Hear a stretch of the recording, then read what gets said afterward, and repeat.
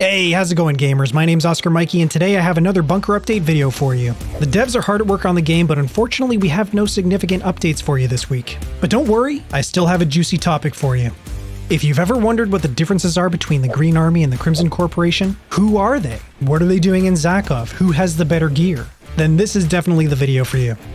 Now, if you're worried about spoilers, I understand. Don't worry, I'm not going to be going over any of that late game questing or lore stuff in this video. This is all information you can learn in the early stages of the game by talking to all the NPCs in the bunker.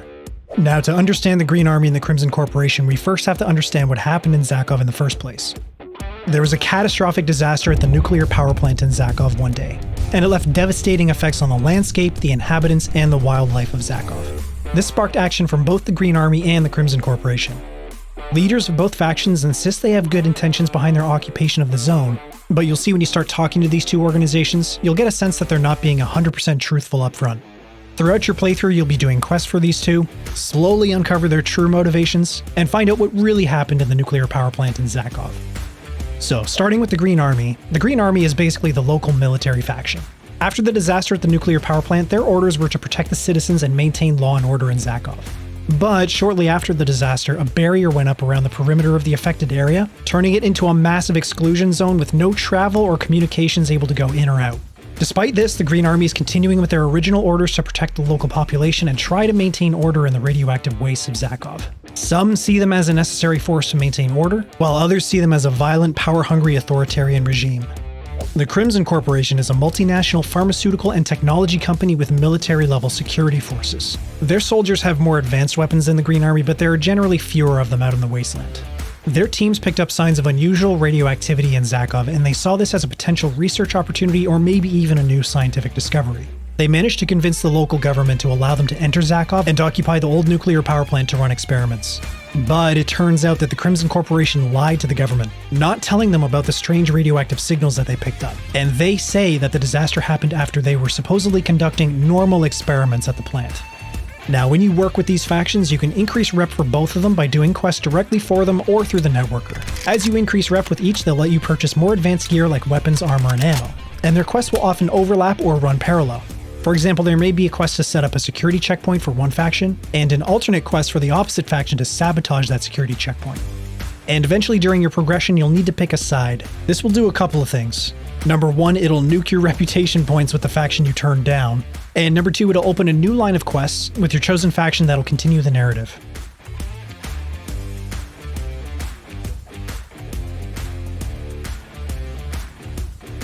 Now, once you've thought about all that, you need to think about your playstyle and what weapons and equipment you prefer using. The Green Army uses Eastern European-inspired weapons that resemble things like PP-19s, AK-74s, and AKMs, using calibers like 9x18, 5.45x39, 7.62x39, and 7.62x54R. The Crimson Corporation, on the other hand, uses Western or NATO-inspired weapons similar to M4A1s and MP5s, using calibers like 9x19, 5.56x45, and 7.62x51. Both of them will sell their gear to you in the bunker, but it is locked behind reputation. There are lots of differences between their equipment, but also some similarities. There's a bunch of stats you need to keep in mind when you're looking at armors in the game. Every armor has a weight, a selling to traders value, durability, melee protection, radiation protection, anomaly protection, fragility, and an armor class. The weight of the armor never changes, that's pretty self-explanatory, and the selling value actually does change based on the durability of the armor. And then moving on to durability, durability is obviously the condition of the armor as it's being used. The more damage you take, the lower the durability will get. And then you have melee protection, which is how well the armor will defend you against melee attacks from monsters mainly. Anything that attacks you in close range like spiders, bigs, ghouls, or boars. Radiation protection is how well the armor insulates you from the general radiation that you'll encounter when you're out in the wasteland. Anomaly protection is how well the armor will protect you against anomaly damage. Anomalies are those fire, acid, or electrical sort of traps that you see laid around the maps. Every time you run into one of these things, you'll take damage, and the anomaly protection determines how well you're protected against that.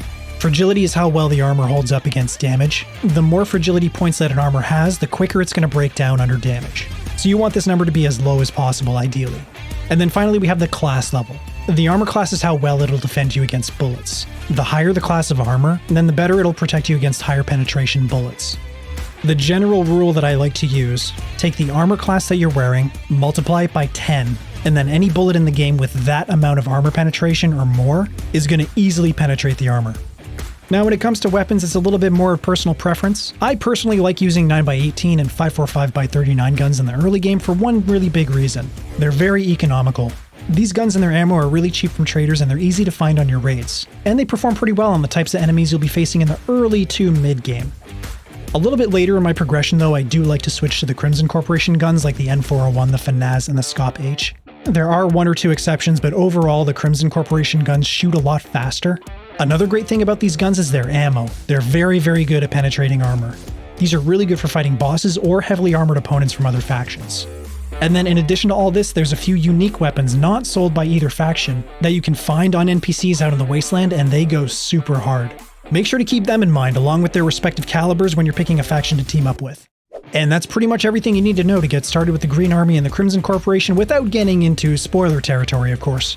If you have any additional strategies or tips for dealing with the Crimson Corporation or the Green Army, make sure to leave them in the comments down below. My name's Oscar Mikey, I'm a YouTuber and streamer.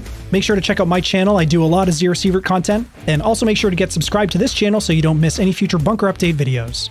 Thank you again so much for watching, guys. Again, my name's Oscar Mikey, and I'll talk to you in the next bunker update video.